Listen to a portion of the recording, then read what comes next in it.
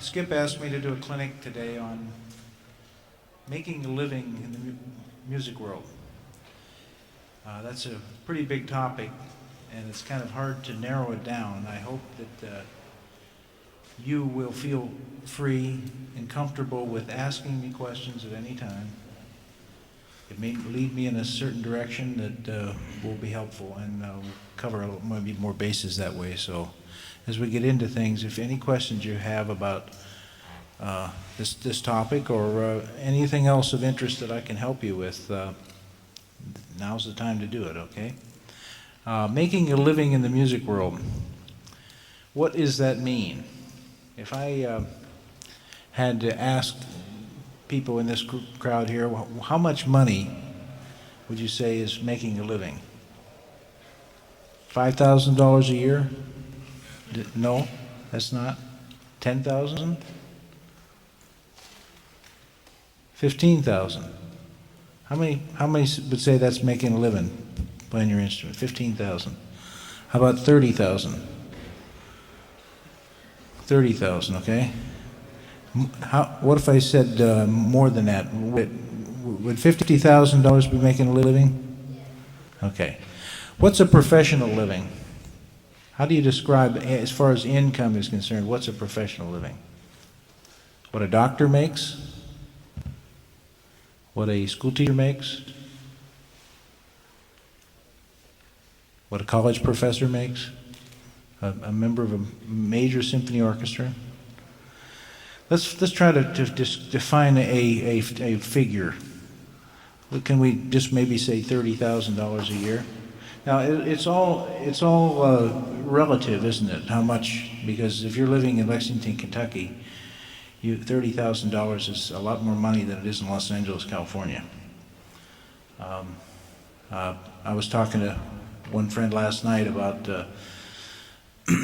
He was telling me about he lives in a smaller town and plays in a medium-sized orchestra, and he was kind of envying the life that I have and the work that I do and so on. And I told him it wasn't all that sweet. My house mortgage, and it's for a house that was half the size of his house, 1,600 square feet, is about $2,000 a month. I have to make $500 a week, day in, day out, just to pay my house payment. So that's $25,000 a year just to do that. So everything is proportional. Probably here in Lexington or other smaller communities, making a living is proportionally a lot less, and particularly on that level, on house payments. In Los Angeles, insurance for your car, for my car, one car, no accidents, is about $1,900 a year. It's probably $300 a year here, or something like that. These things really add up. So that's $150 a month just for my car insurance. And of course, you've heard horror stories about LA and New York and other big cities and how ridiculously expensive they are. Of course, you tend to make more money in those cities also. It's not, the proportion is not just on the cost, it's in the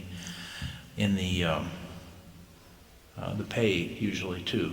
So there's some proportionality there. Now, I want to direct what I'm talking about towards something.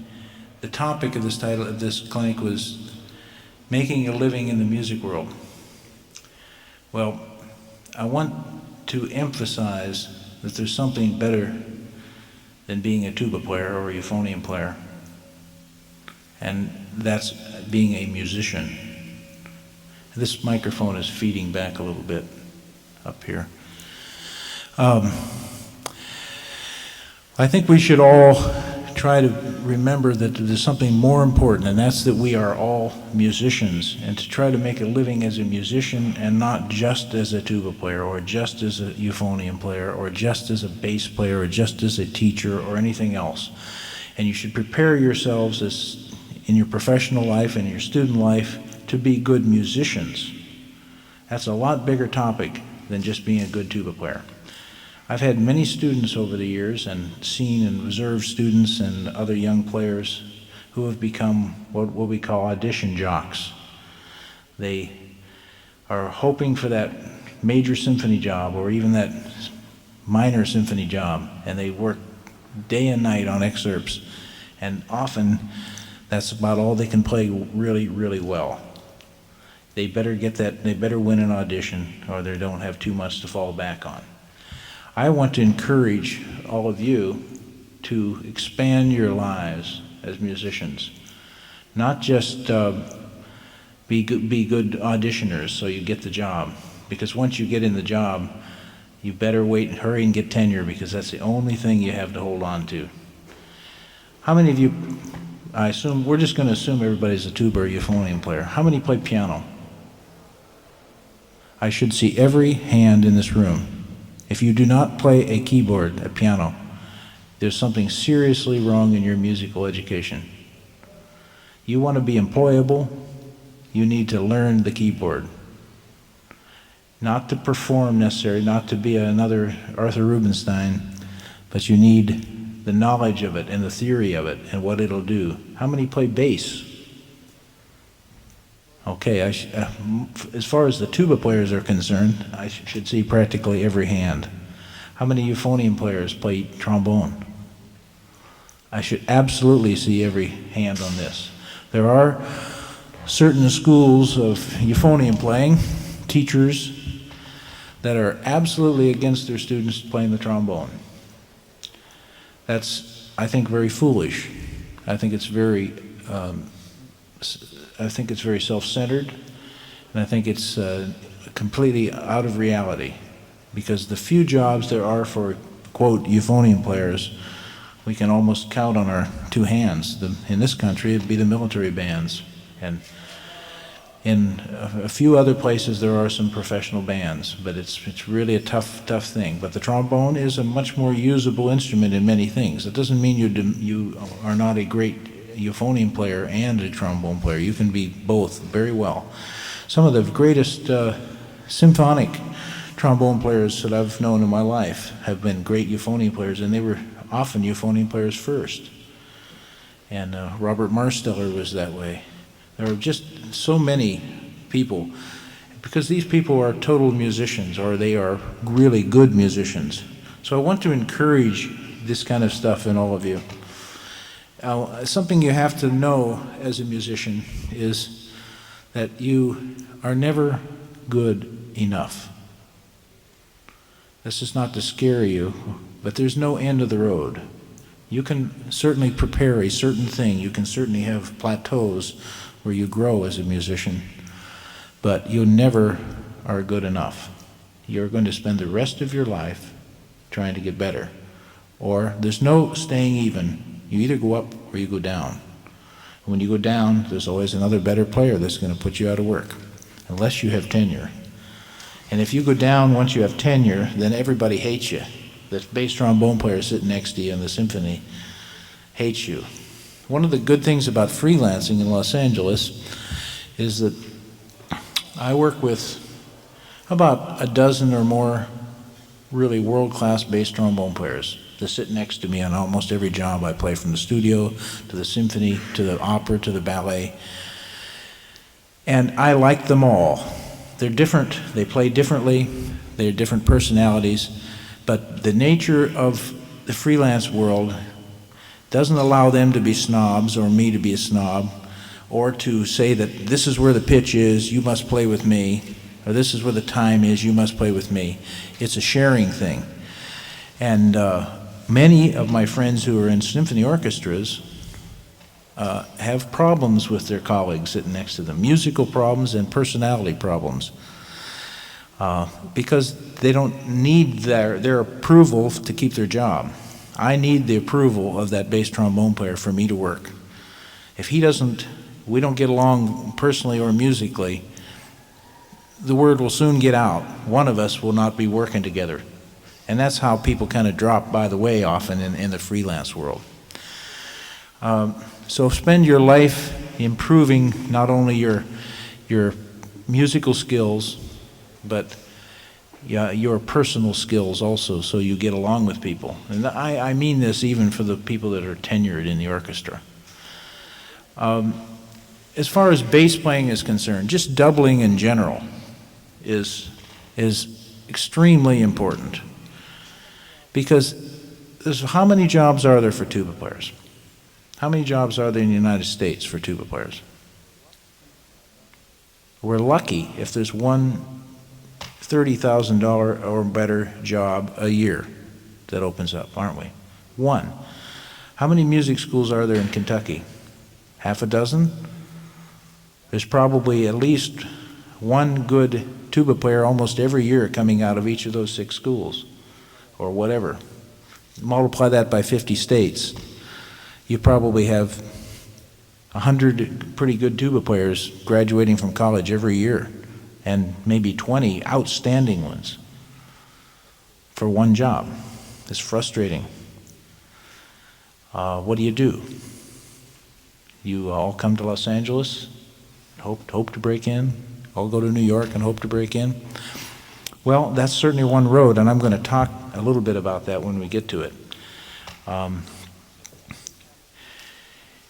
We have to find other things to do besides just being tuba players or euphonium players. We have to have these doubles. We have to play trombone or you need to play bass. You need to be a teacher.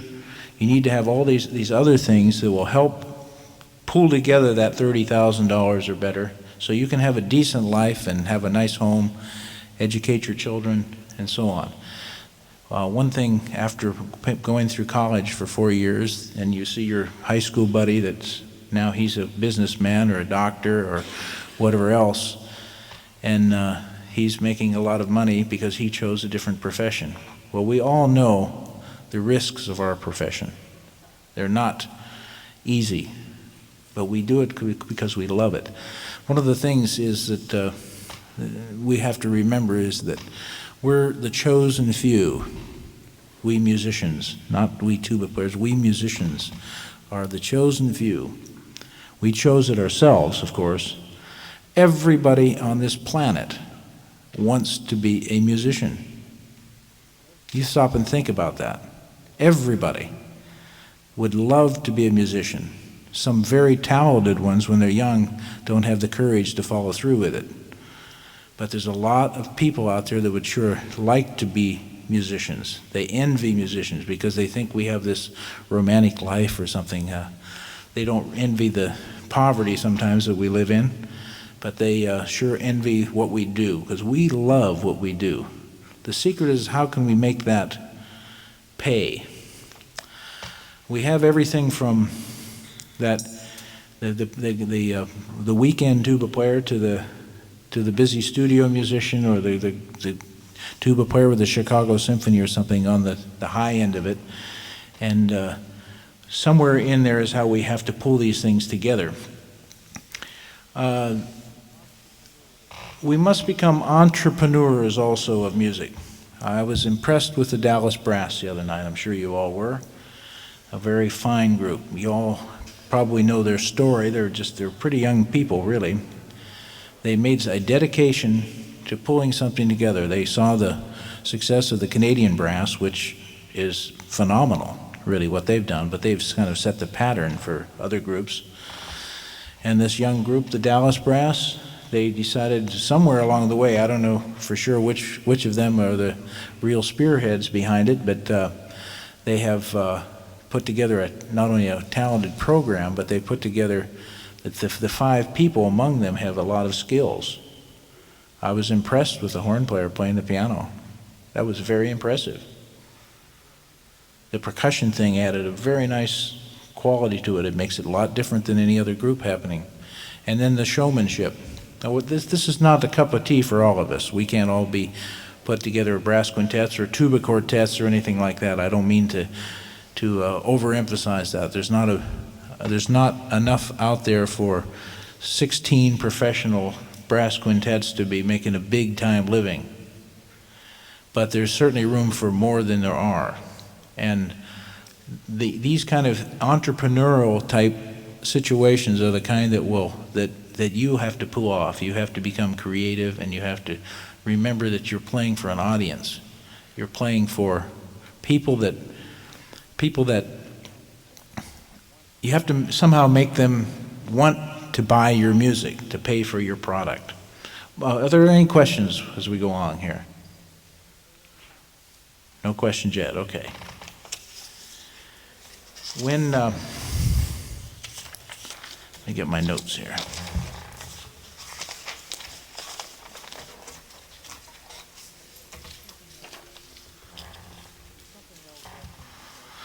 There's something else happening right now that's pretty tough.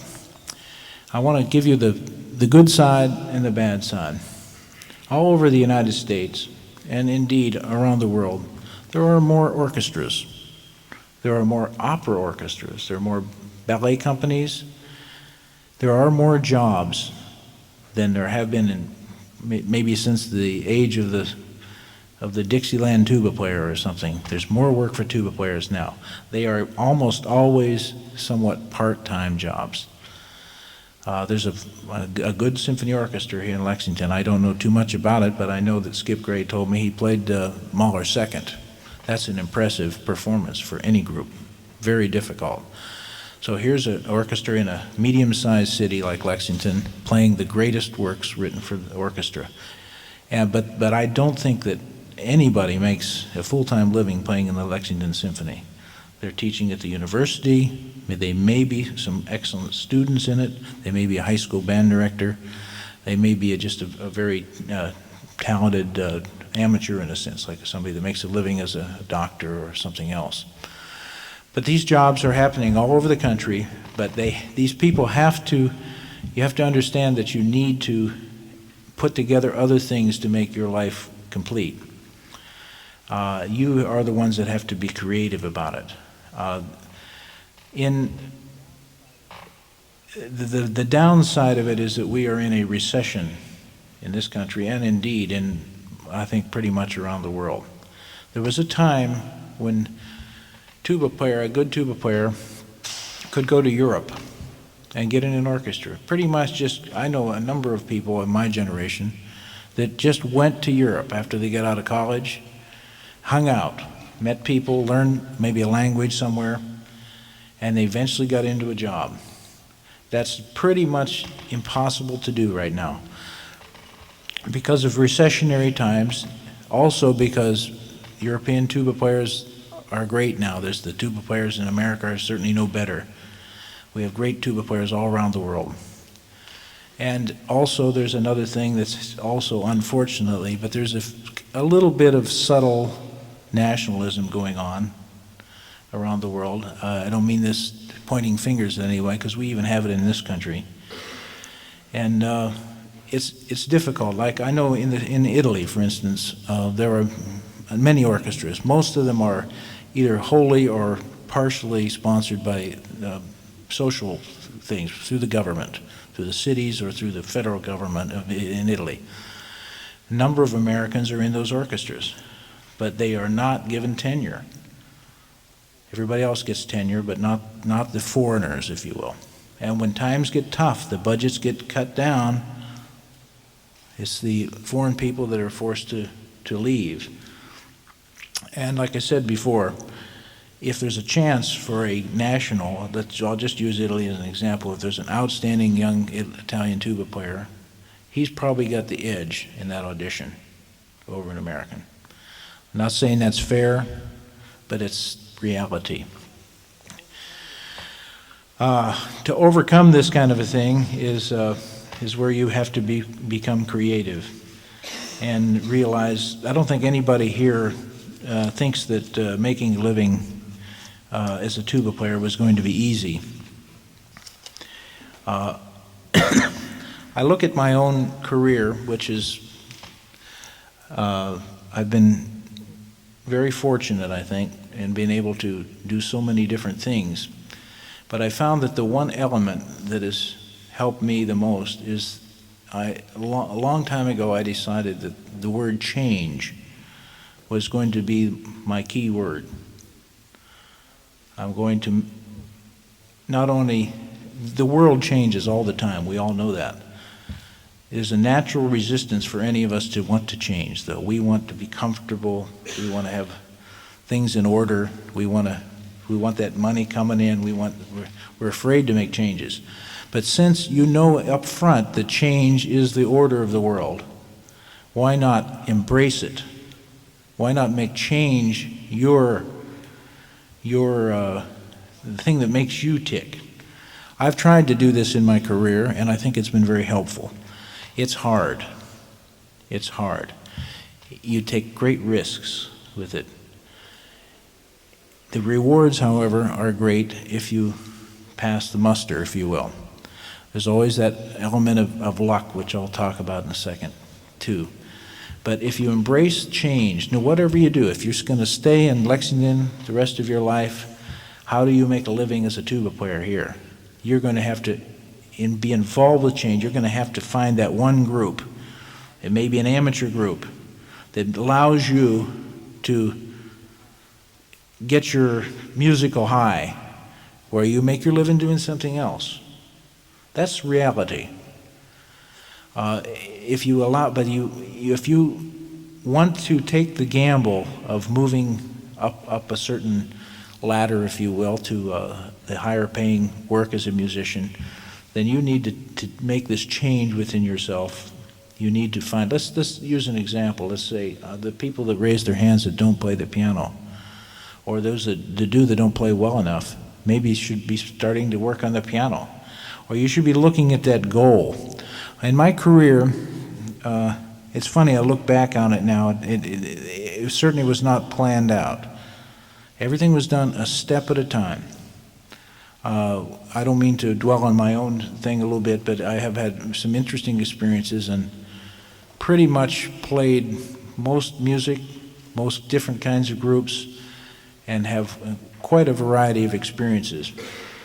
I got out of college, and I was pretty lucky. I got in the Army Band. I passed the audition to get in the Army Band. I look at now, at the time, I was the only guy that auditioned, at least that day. There was an opening, and some other people auditioned, but they just were private auditions with the section leader. I got in the Army Band.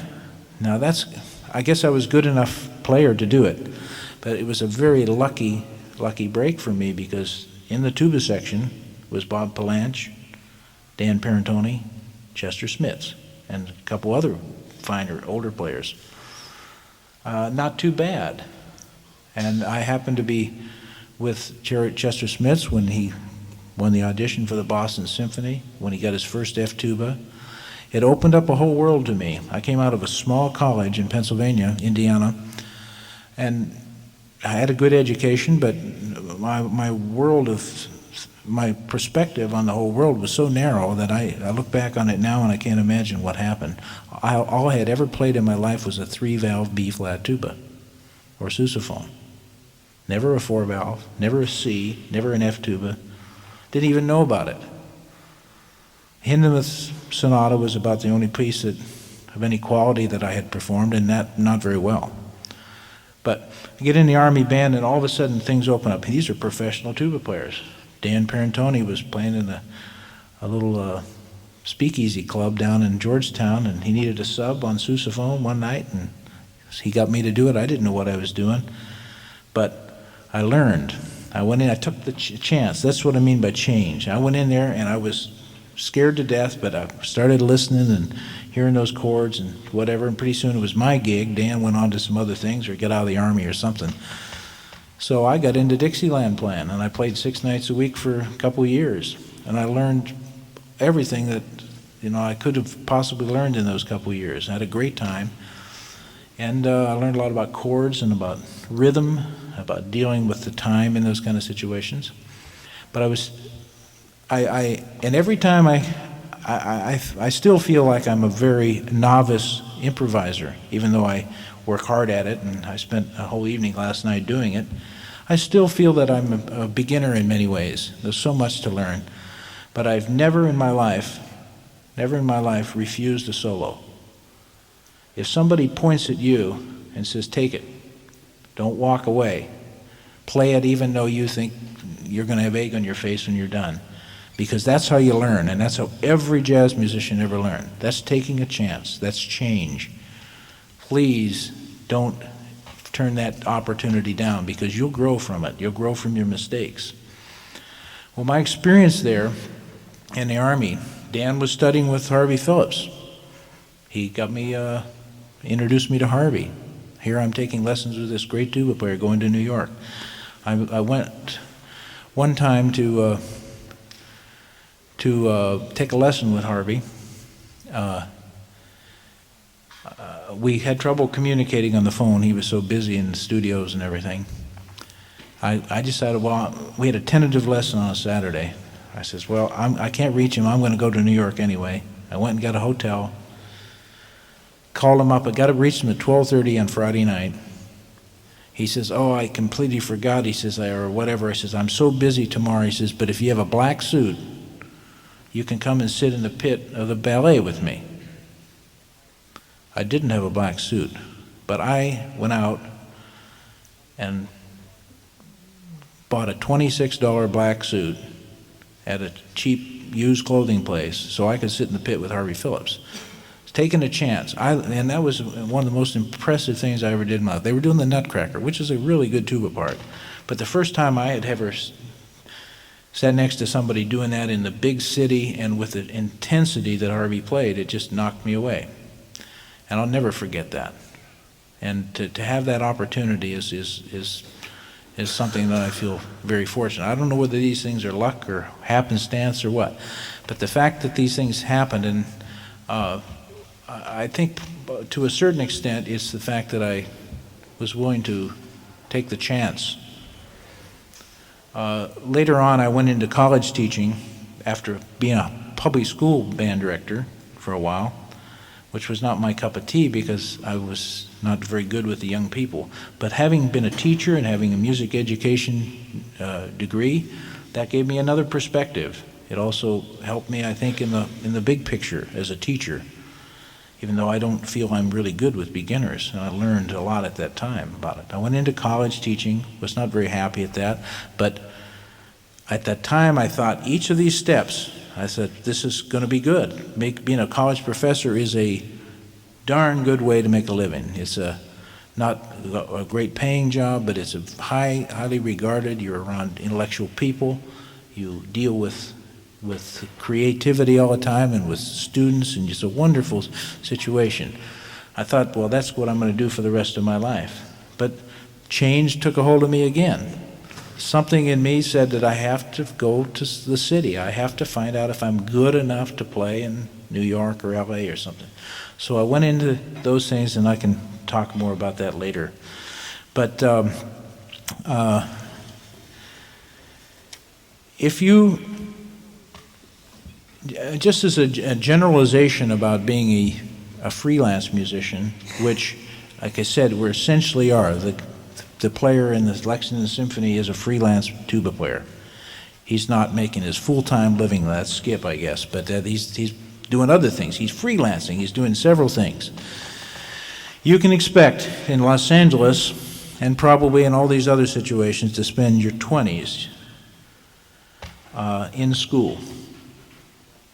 If you're 21 years old and you just got your bachelor's degree, you're maybe halfway through, if you're serious. I don't mean just getting degrees, but that's part of it.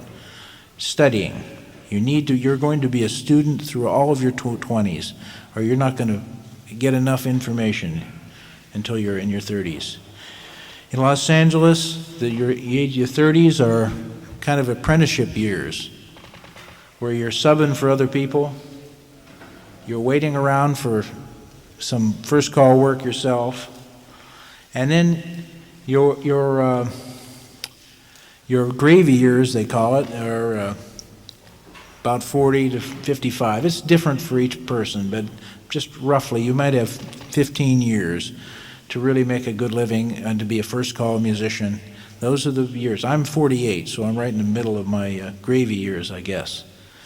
I may have a career that'll last till 65 or something, I don't know. But generally speaking, in the 50s, things start going the other way.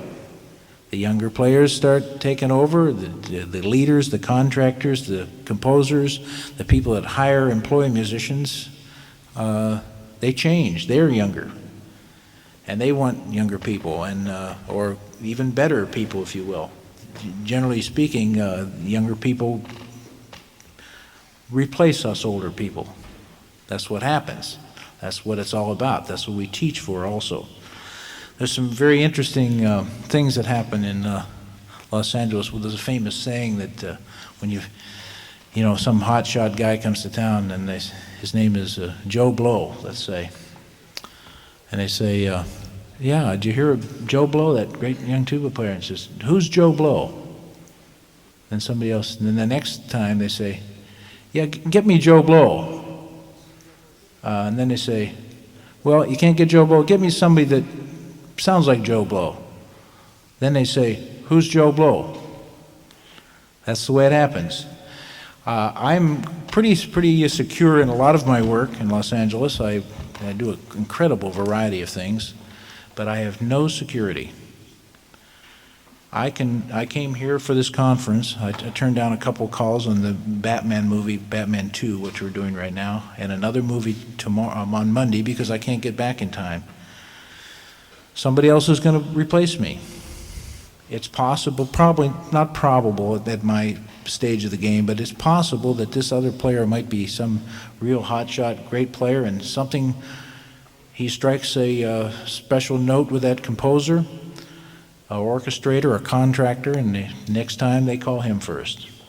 This is how I got a lot of my work originally, and it's pretty much how everybody does. So it's real risky in our market to do this. Do you have any questions yet? I really want to encourage this so we can make a dialogue if we can. No questions? Yes. Say you were talking about the snob thing, or somebody says, I'm only going to play orchestral excerpts, or I'm only going to play brass quartet music. What happens if they just steadfastly refuse to change? They're convinced that they're going to make it. They're convinced that if they stay with one thing, they are eventually going to catch on. Do you know people? I can't. Yeah, it's definitely possible, and there does take a certain single-mindedness to maybe rise to the top in some way like that. But if I can't imagine anybody being so, what can I say? I don't want to say this the wrong way. So you cannot spend all of your time just practicing orchestral excerpts. I mean, what do you do on Saturday night? If you go out and you play a Fender bass job on Saturday night and make a few bucks, you can take those 4 hours off from your practicing to be an orchestral tuba player, and you can help pay the rent. I'm saying there's room to have that single-mindedness towards that great job for at least through your 20s, maybe, those years that I was talking about where you're still really a student. You'll find out in the long run not only whether you're good enough, but whether you have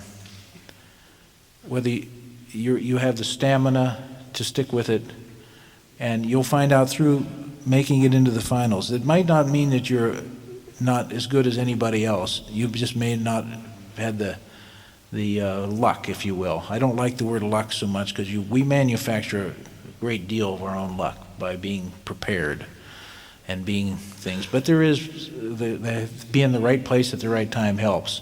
Being somebody's student sometimes helps. References always help. I don't know whether this will be encouraging to any of you, but when I was younger, I went to, like I said, a small college in Pennsylvania, a teacher's college. I was going to be a high school band director. That was my original goal, and I, at the time, thought that was going to be a wonderful living. I still think it could be, could have been. I think I could have been happy doing that if other things didn't fall into line. But later on, as I became more involved as a professional player, I kept thinking, boy, I sure wish I had gone to Eastman, or I wish I had gone to some other conservatory or famous thing and studied with this great teacher or that great teacher. And over the years, there used to be a fraternity. If you weren't an Emory Remington student, forget about being in the trombone section of a major orchestra. It was almost that way. If you were a graduate of Eastman, as a trombone player, your buddy who was second trombone in the Indianapolis Symphony would get you in on third trombone or something, because you both were from Eastman. Well, I've often pondered back and forth the value of that great famous school as opposed to a lesser school where you can be a big fish in a little pond as opposed to just one of many fishes in the big pond. And I think, looking back on my own life, that I chose the right way. Not intentionally, because I didn't know any better at the time. I didn't even know what Eastman was when I was a high school senior. But for me, I went to this small college where I was able to play bass, play some guitar. I played guitar in the jazz ensemble, like the big band that played last night. I sang in the choir, in the men's chorus. I sang in the productions of My Fair Lady and things like that at the summer or the spring musicals. Played in the bands, of course. Played in the orchestra. All these experiences, because I was kind of the best tuba player in that school, I think, at the time I was there. And I was like the first tuba. So I got all these experiences as a tuba player, plus I got to be a bass player. I learned all these things. I know if I'd gone to Eastman, there's no way I could have done all those things, because there are great bass players there, great singers, and so on. I think you have to look at your own particular talents and decide which is best for you. The 4 years between high school and getting out of college, or 5 years, or whatever it might take, they're such a small part of your life. You don't need to come out of a senior in college and be ready to get the Chicago Symphony. You don't need that. You got the rest of your 20s, and you better be thinking about that to be that student. I later went on to get graduate degrees in more prestigious colleges and so on, but only because I had a good basis down there at the other level. I teach at USC in California, which is one of the more major music conservatories in this country, and it's conservatory oriented, it's performance oriented. The students go to that school and they become hopefully good tuba players with my help and Tommy Johnson's help, and good orchestral players and other things.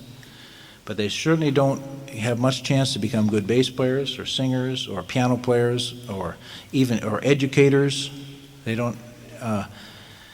I think if I had to advise a young player, I think the broader experiences in those first 4 years are more important than the narrow one that just might make you ready to take an audition at the end of 4 years.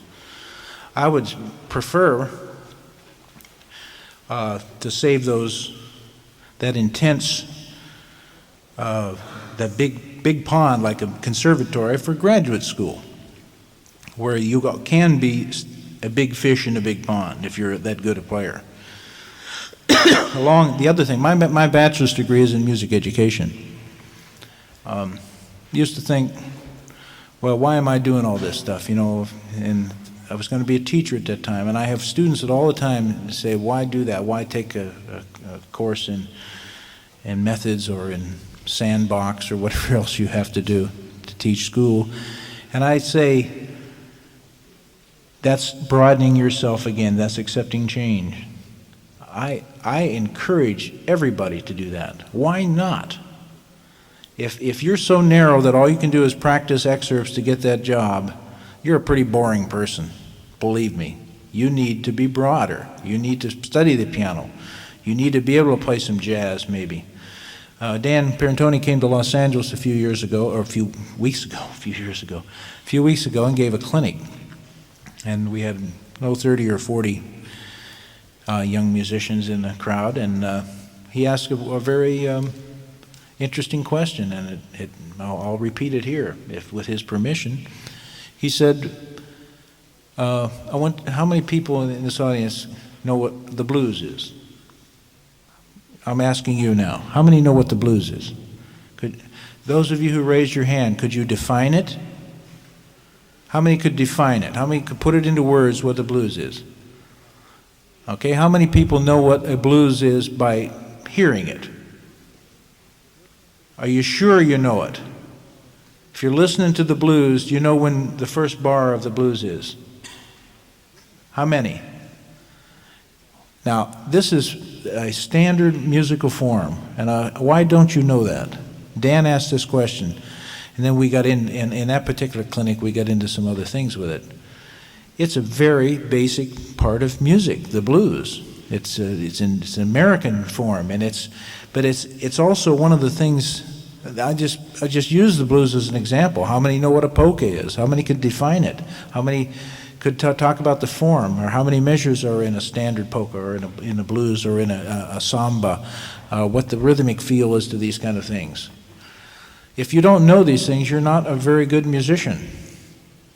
It doesn't, as far as I'm concerned, all you can do is play Ride of the Valkyries louder than somebody else. It doesn't matter. I don't care. I don't want to talk to you about anything more. There's a lot more things more interesting than that particular topic. Like I said about playing other instruments, the bass is the most important instrument, I think, for tuba players. Although doubling in Los Angeles the double has become the bass trombone, and most of my television work is doubling bass trombone in tuba. I kind of steer my students away from doing that double when they're young, because it kind of messes up their chops. I happen to use a big mouthpiece, like a tuba rim mouthpiece.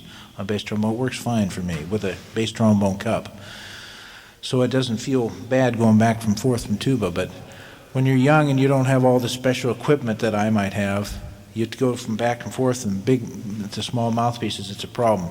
The bass is no problem. The Fender bass it's an idiot-proof instrument. If you can't play the electric bass, pick it up right now and play it. Play one good note on it, then I don't know, you must be dyslexic or something in your fingers, because it's really simple. And then you learn, but by going out on that Saturday night dance job and struggling, even though you don't know what you're doing for sure, you're going to learn. You're going to pick things up, you're going to learn tunes, you're going to learn forms, you're going to come away in a few days knowing what the blues are. You're going to know what a song is, you know what chord changes are. You're also going to work with a piano player, a drummer, maybe some horn players, some saxophones and stuff, people that you might not even associate with in your classical music situations. When I went to Los Angeles, I was a college teacher in Tennessee, University of Tennessee, a good job, fully intended to come back, but I went to SC to get my doctor's degree. Took a year off, went out there, unpaid, sabbatical. I could have come back to my job, which I'd never even had tenure for what I was intending to come back. But I knew in LA I could make a living playing my bass and maybe doing some teaching. And I made twice as much money in my first year in Los Angeles teaching and playing the bass, and very little tuba playing, than I made as a college professor at the University of Tennessee. That paid the bills. But something else happened during those first few years I was in LA, when I was really making the majority of my income as a bass player. On these jobs, I met drummers, piano players, other instrumentalists, composers, orchestrators on these jobs, just a bar mitzvah or a dance at a country club or something. I met these other young musicians who were coming to town like myself, and some older ones too. And pretty soon, I'm building up a whole cadre of people around me that know me. And there was a time in my formative years in Los Angeles when I had kind of 3 different identities. And only one of them was as a tuba player. And I'd do a symphony job or something like that. That was my identity as a tuba player, or as a teacher maybe. But I had whole groups of people that never saw me do anything but play the bass trombone. They thought that was my instrument. And another much larger world that never saw me play anything but string bass or electric bass. And they thought that I was a bass player. And then gradually these things melded together, and I found my niche as a tuba player, which is what I really do best. And that niche has paid off because, the other niche is the bass playing one. Even though I don't play much bass anymore, I met a piano player who now is a composer that writes film scores. Or he orchestrates for James Horner or something like that, or John Williams. He may be a copyist for this person or that person. And he says, oh yeah, you got to hear Jim Self play. Hire him. It's those contacts. I can't tell you how many of those in the commercial world as a bass player that I had that made my career as a tuba player help take off. So I strongly encourage that. And the other thing about the educating thing, become teachers. You'll be a better player. And let's see if there's some more questions, because we don't have too much more time. Yes, sir. How important is a PhD? PhD. Okay. I say that I have a DMA. And okay. I say my DMA won't, that and a cup of coffee won't buy me a dime. But I have my doctorate. I was a college professor at the time, and that's part of the structure for being a college professor and getting tenure and keeping your job and, you know, publishing your parish kind of thing. That's all part of being a college teacher. So I thought it was important, and I went towards it. And then when I decided I wasn't going to be doing that for a living, I decided I was going to finish it because I started it. That was important to me, and I've tried to do that in my life. And look back on it, what it has given me, I don't need it in my work. In fact, sometimes I don't talk about it. I don't use the title. I don't like the title. My title is Jim. That's the only title I have. And don't call me anything else. But in the studios, if you have a doctorate, that means you must be some intellectual weirdo that can't play. That's what they think. Those things are changing now. There's this wonderful clarinet player in the studios, an older gentleman who I like very much, and I've been playing in the Pasadena Symphony with him for many years. And another friend of mine who's a saxophone player who had just gotten his doctorate, a wonderful player, I went to my friend, the clarinet player, and says, you got to hear this guy. He says, he's really great, and maybe you can help him get some work. And he says, well, tell me about him. I says, well, he just got his doctorate from USC and so on. And he says to me, yeah, he must not be a good player because he has a doctorate. And I looked at him and I said, you know, I have got mine too. And he had many times complimented me, and this guy has apologized to me 100 times since then about that. He felt bad that he had said that. He knew, but that was an older feeling, okay? I think the importance of advanced degrees it's your own mountain to climb.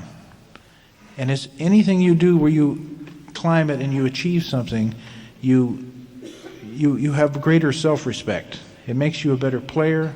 It makes you more competent at everything you do. It makes you more fearless of change, for one thing.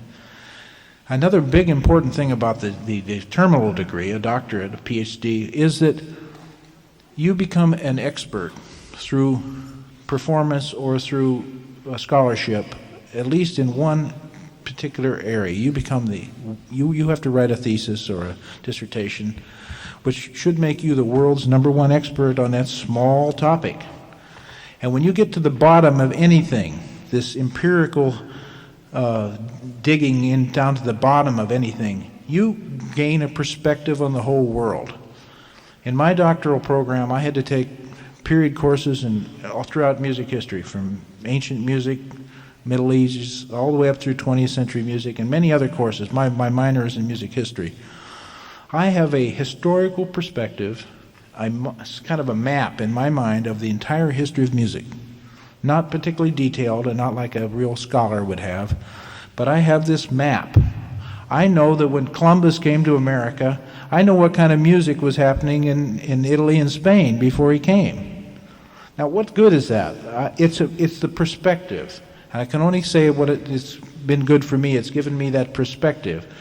So I know that kind of music, and sometimes I may have to play music of that style. Maybe not 1492 music or something, but you never know. Switched on Bach or whatever could happen. Any other questions? This is kind of on the bookkeeping end of it, and this is something I've gone through my head lately. When you're you're out freelancing around and you're doing like dance jobs here, quintet jobs there, and you're teaching private students, and you get all this money coming from different sources, how involved do you get come tax time? How involved do you get with itemizing? And is there a certain amount of stuff that you can, Well, just that finally the government's just going to say, you know, let's audit? That's an interesting question. Did you all hear that? He asked, how do you put all your business affairs together for the tax man, kind of, to make it, well, a freelance musician, essentially all of us, we have complicated tax problems because we have travel expenses, we have business expenses, if you will. You should, like anyone else, you should learn to master that. My house payment is $2,000 a month, but believe me, I pay a lot of money to have my taxes done every year too, because it's too complicated for me. It's too complicated. But all musicians I know, they keep meticulous records, because you have to. When you go to if you get audited, and I've been audited several times because they love to audit musicians. They want you to show your workbook, and they want to know how many miles it is between this job. If I have 3 jobs in one day, you can't deduct the distance to the first job or something, but you can the distance between the next 2. So you have car expenses, all kinds of things that you can do. I think it's part of being a good businessman with your own life, okay? You just have to take care of it. If you don't, you're just cheating yourself, because you'll get money back. My hobby is, my one extravagance in this world is I'm a private pilot, and I have, and whenever I get paranoid about the music business, I go flying, and I feel great then.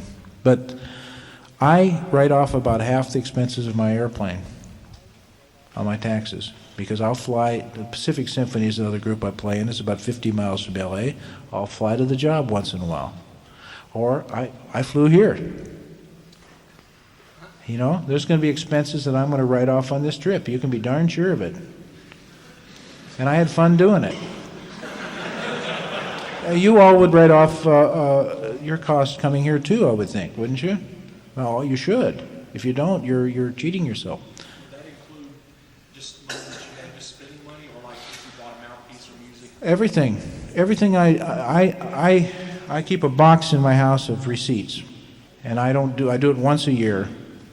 I go through them, but I throw everything in there. I buy stamps, I put the receipt in there. I try to buy almost everything with a check or with a credit card. Then I have a record of it, and that helps. Yes? Just a note on that. When you throw it in the box, it helps to just scribble a little reason on the receipt. Good idea. Okay? Because the receipt may not say on it that it was from Joe Blow's music store. If you write on the back of it that you bought manuscript paper, then 7 months later, it'll make sense. Is Joe Blow the same guy, the tuba player? Okay. Any other questions? Yes? Do you ever write or arrange music for yourself to play? Yes, I do. In fact, I've been into arranging most of my life, for usually out of necessity at first. When I was at the University of Tennessee, there was nothing like you guys have here. We didn't have an incredible library of tuba ensemble music, so guys like Winston and myself and Dave Keene and other guys at that time and teaching in colleges, we built our libraries together. And I did a lot of arranging at that time, and then over the years I've done a lot more, and the interesting thing is I'm into composing now, and I've always thought the highest art is composing. In my hierarchy of what is the higher art, I've always thought improvising was better than playing a tuba part in a symphony. It's a higher art. It takes more, it's not recreative, it's creative. And the higher art on that is the composer, the guy that writes the music. So I want to aspire to be a composer more. I wrote a piece on my newest CD. I don't know whether any of you saw it, but it's all classical, it's not jazz, and Summit Records just put it out. It's called Changing Colors. Maybe some of you saw it over here. But I wrote a piece for this, for trombone, tuba, and alto sax. I was scared to death of whether it was going to be good or not. I've had some people compliment me on it, but I still don't think I think it's pretty juvenile for what I hoped I'll do in the rest of my life. But I think that's the highest art, composing. There are the important thing, and I hope to aspire to that. That's part of, for me, that's change. I don't expect to make a dime doing it, but maybe I can write something for myself or for other people, and to do it as for money, I don't think I'm good. Other questions? Nobody has any more questions? Yes. How many years would you say it should take, well, an average musician just to really make it big, like maybe to win the audition or so? 10 years? It's very hard to say that, you know. There are the lucky ones that make it out of, they're 18 years old. There have been a couple guys, you know. That's not good, though, I might say, because you're not ready. You're not emotionally ready to sit next to the 40-year-old trombone player. Believe me, you're not ready. He thinks you're a punk, and you are. No matter whether you can play the Ride of the Valkyries up backwards, it doesn't matter. You're still a punk to him because you haven't paid your dues. So just give yourself a lot of time. If your heart's set on it, give yourself a lot of years, and during those years find other ways to make yourself a better musician so you can make a living at it. That's what the whole gist of my clinic today is about. Somebody else? Yes? Could you describe briefly your process of daily maintenance for like trombone, bass trombone, tuba, and all the things that you do? Okay. You mean practicing? Yeah, exactly. Okay. If you develop yourself, your ears, to be a good musician, you should be able to play almost anything by ear. I have, over the years, done that kind of. I can kind of feel the instruments. I pick them up and they just switch gear. Well, I played a sousaphone the other night. In fact, several of these guys that played sousaphone last night hadn't played a sousaphone in a long time, and hadn't played B-flat fingerings, but a couple of them told me how quickly it came back. Your mind just picks it up kind of very quickly. You know, you switch gears. I switched to trombone, I think, in that particular thing or whatever. I don't practice very much. I practice the tuba. I practice for a reason, a concert I have to give. I don't have a daily routine.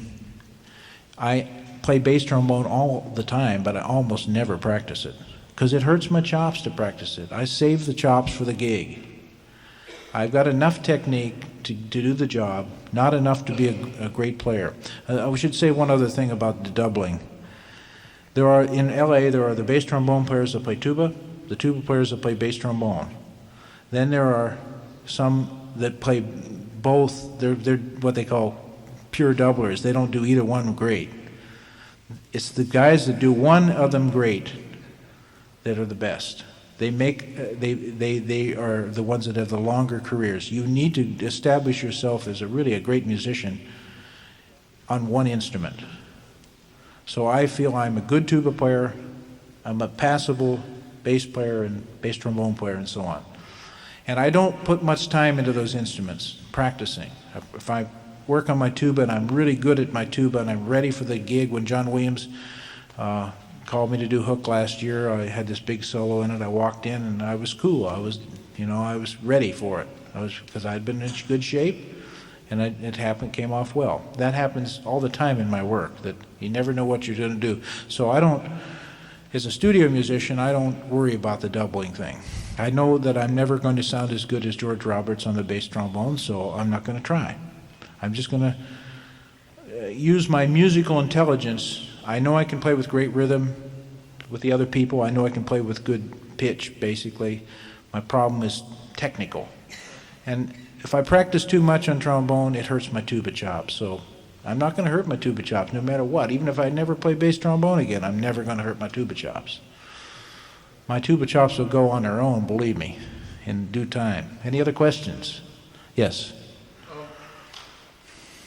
I just got married. I don't know if you are married, but can you tell us about going through life as a musician with a family to support or with a relationship? Okay. I don't have children. I've been married. I am married, and I've had other wives too in the past, good women and good things. My career went forward, and I think my divorces happened partially because my career kept going forward, and you can't force somebody else to do that with you. But no children was certainly something that gave me more freedom. You have a big responsibility when you have them, and I encourage young people to wait. Give yourself the time. Get through those 20s, those years of being a student, if you can. And another piece of advice, I hate to say this because you hopefully you're married because you're in love with somebody, but when you marry another musician that's got a career goals too, they almost never work. If you win the symphony audition, that person happens to be a fiddle player, there's no room for that person, so their career dies. Wait till you get the job before you marry. You know, consider all those things, because your likelihood of a divorce or a breakup is very high because of that. Because particularly now, in the last years, when women and men particularly women are aspiring to the greatest of everything. I mean, they're among the greatest musicians on almost every instrument now, and there's no gap there, and there's very little in the professional world. As in my business, maybe more than half of the musicians are women. So I would be very selective about that. Now, if you already are married and have a child, you're going to have to deal with that in a way that's, you got to take care of that. That's your responsibility. But I think if you're creative and you work hard, you can pull it off, and you can reach your next level. Don't try to make your levels, your steps too big. Don't at 18 years old say your goal is the Chicago Symphony and that's all that's worth it. Don't look at that. That's stupid. It's really stupid. It's dreaming. It's unrealistic. Your first goal should be to get that bachelor's degree, to study with his teacher, or to go to this music festival in the summer. Some goal that's attainable this year, next week, something that you can do. Learn this new solo, then learn this next one that's harder. Climb up the ladder. Don't jump, because you're going to fall. Your odds against falling are so great that it's not worth getting into it. Get your bachelor's degree. Then maybe you think about your master's or your teacher, move to this city. You make these choices, change again. You make these choices in a realistic way, and try to keep in mind that each jump up that ladder, you want to say, before you jump up the ladder, say, I'm going to be happy at that level. I'm going to be happy being a public school teacher. I'm going to be happy playing in the Podunk Symphony. I'm going to be happy being whatever it is, up the ladder. And then let's say your career settles down somewhere, that you just can't seem to get that symphony job or something. Then you need to make your life creative in that community where you are. Become a leader, become a composer, become a wonderful teacher, become a creator in some ways, an inspiration to young people. You have to find a way to make your life good. Remember, everybody wants to be a musician, like I said, but we're the ones that are. So we should certainly do everything we can to be happy doing it. If you're not happy, go do something else. All through my life, I felt like I'm on a tightrope, kind of balancing. I'm going to fall off. I haven't fallen yet, but I still feel that way. I played my concert last night. It's like the same way, man. I don't know what note's going to come out next, but I'm going to go for it. And I think it's that spirit that is going to make you successful in whatever you do. Any more questions before we wrap it up? I do have just a couple things I wanted to say. I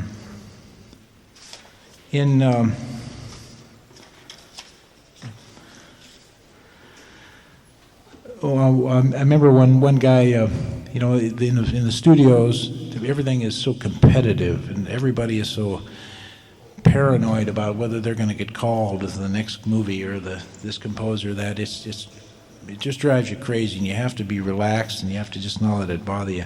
One of the famous saying is, I says, I'll get my work my way, and I'll get your work my way. There's a lot of that goes on. It's often very cutthroat. Among tuba players, it's pretty good because we're a little looser and tend to be friends with our colleagues more. But I'd like to leave you with one quote from Eugene Ormandy. He says to shut out the unnecessary and travel spontaneously towards discovery, making what he says your own personal search for what is good and what is missing. I wish you all good luck with it, and thank you for having me here.